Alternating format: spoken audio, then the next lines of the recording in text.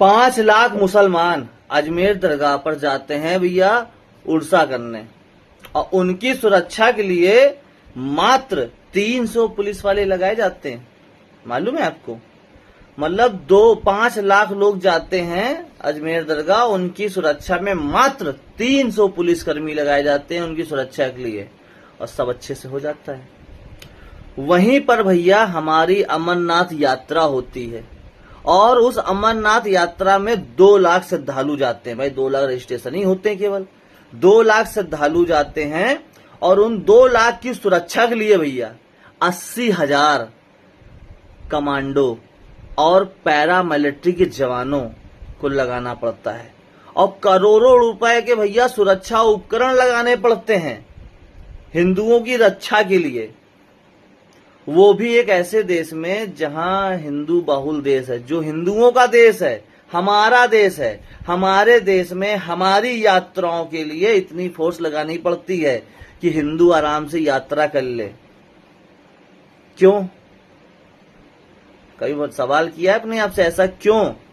कुछ सेकुलर कीड़े आके इसमें भौंकेंगे भी, तो उनको जवाब आप लोग दे देना, क्योंकि मैं जवाब देता हूं बहुत तगड़ा लग जाता है, वो तुम दे देना।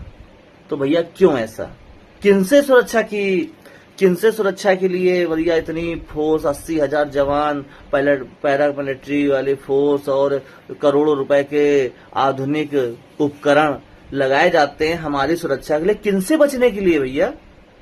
कोई बताएगा? किनसे बचने के लिए? किनसे बचने के लिए इतनी फोर्स लगाई जाती है, इतने हथियार लगाए जाते हैं, इतने आधुनिक यंत्र लगाए जाते हैं कि आज जो यहां से 2 लाख हिंदू श्रद्धालु अमरनाथ यात्रा कर रहा है, तो वो आराम से यात्रा करके अपने घर सुरक्षित जा सके। किनसे ये यात्रा के लिए भैया इतनी सुरक्षा लगाई जाती है? पता है आपको? पता हो तो कमेंट करके नाम जरूर बताना कि किनसे भैया ये सुरक्षा हमको करने के लिए इतना पैसा खर्चा करना पड़ रहा है, कि हम अपने ही देश में अपने भगवान की यात्रा करने के लिए हमको इतनी फोर्स की आवश्यकता पड़ती। अरे ये अमरनाथ तो छोड़ो भाई, अमरनाथ तो छोड़ो, आपकी धार्मिक यात्राएं, राम नवमी वाली यात्रा, कलश यात्रा जो तुम निकालते हो ना, उनमें भी लोग पत्थर चलाते हैं। तुम बहुसंख्यक हो इस देश में, मगर तुम्हारी औकात दिखाई जाती है कि तुम्हारी औकात यहाँ 2 कौड़ी की है, और हो भी, इसमें भी 2 राय नहीं। क्योंकि तुमको, अरे मेरे बच्चा, मेरे लल्ला, एक लल्ला कुछ हुई ना जावे ओखा, पढ़ के नौकरी करी, कमाई खिलाई, चाहे कल उसका कांड हुई जाए, और हो ही जाता है, हो ही रहा है, हुई जाता नहीं, हुई रहा है। फिर तुम्हारा लल्ला के क्या खिलाई? तो लल्ला तो पहुंच जाए भगवान के पास से। उन देखी मोरी अम्मा ने मुझको अगर कट्टर बनाया होता, अपने धर्म के प्रति आपस में एकता सिखाई होती, तो शायद हमार आज नीचे वाली टिकट हो तो ऊपर वाली टिकट ना हो।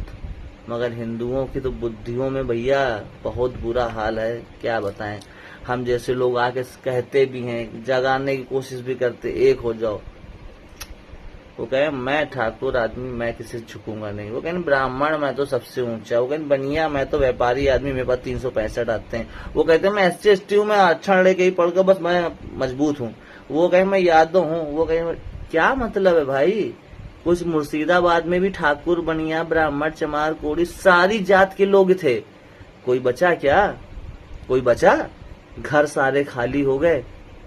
500 घर के लोगों को वहां से भागना पड़ा। अभी भी घर नहीं पहुंचे हैं मुर्शिदाबाद के लोग, कहीं और पलायन करके रह रहे हैं। अपना घर परिवार जो ने पूरी जिंदगी कमाया ना, सब छोड़ दिया, सब वहीं छूट गया। कब सुधरोगे?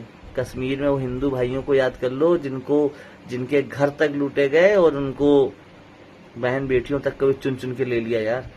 हर जात के लोग थे उसमें।